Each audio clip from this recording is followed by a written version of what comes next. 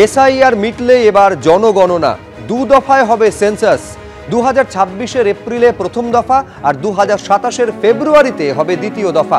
লোকসভায় জানালেন কেন্দ্রীয় স্বরাষ্ট্র প্রতিমন্ত্রী। রাহুল গান্ধীর প্রশ্নের পর সংসদে জানালো কেন্দ্র।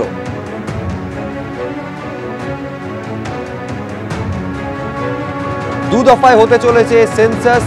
2026-এর এপ্রিলে প্রথম দফা হবে, 2027-এর ফেব্রুয়ারিতে দ্বিতীয় দফা হবে। অর্থাৎ এসআইআর পর্ব মেটার পর সেন্সাস হবে সারা দেশ জুড়ে। আজ সংসদে এই কথা জানিয়েছেন কেন্দ্রীয় স্বরাষ্ট্র প্রতিমন্ত্রী।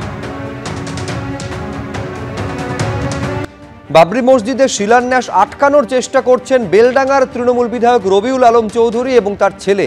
মসজিদের জন্য জমিদাতারা যাতে জমি না দেন, তাই তাদের উল্টো পাল্টা বোঝানো হচ্ছে। আগামী 6 তারিখ বাবরি মসজিদ শিলান্যাস হবে। গত 30 নভেম্বর চ্যালেঞ্জ ছুড়ে দিয়েছিলেন ভরতপুরের তৃণমূল বিধায়ক হুমায়ুন কবির। যদিও এ নিয়ে প্রতিক্রিয়া মেলেনি তৃণমূল বিধায়ক রবিউল আলম চৌধুরীর। কিন্তু সেদিন কি বলেছিলেন হুমায়ুন কবির, দেখাবো।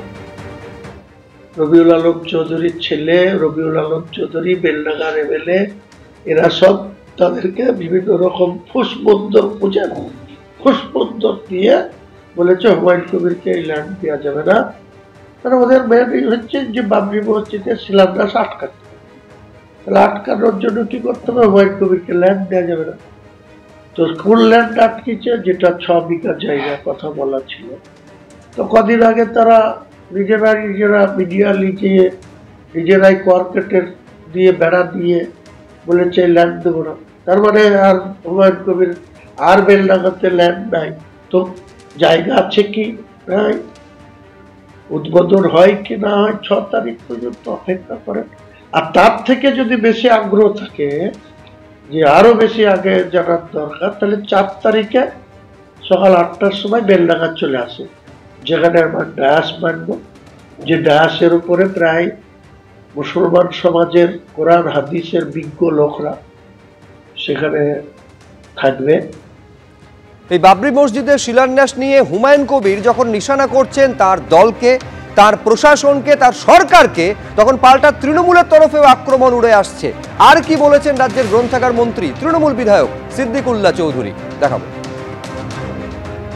বাবরি মসজিদের বিষয়ে মুর্শিদাবাদের জনৈক ব্যক্তি বলা যাবে না, রাজনৈতিক নেতৃত্ব, তিনি এমন কিছু বাক্যবান করেছেন যেটা মানুষের মনের মধ্যে কিন্তু এবং কেন তৈরি হয়েছে।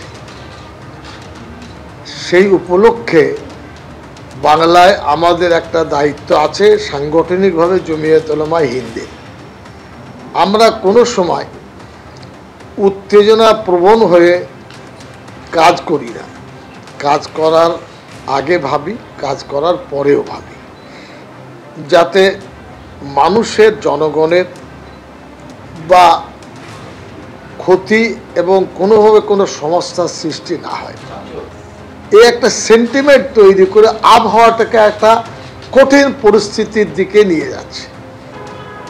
মসজিদ আছে, মসজিদ হবে, মসজিদ থাকবে, কিন্তু 6 ডিসেম্বরকে কেন্দ্র করে প্রেস মিডিয়ায় মানুষের কাছে হাইলাইট হয়ে বাংলায় একটা অশুভ পরিস্থিতি তৈরি করবে, এটা কিন্তু কোনোভাবে আমরা মেনে নিতে পারবো না।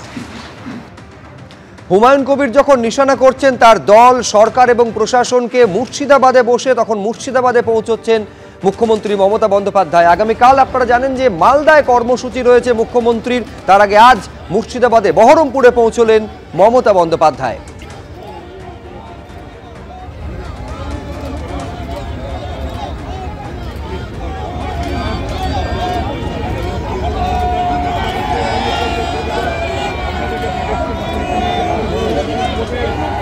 এবিপি আনন্দ, এগিয়ে থাকে, এগিয়ে রাখে।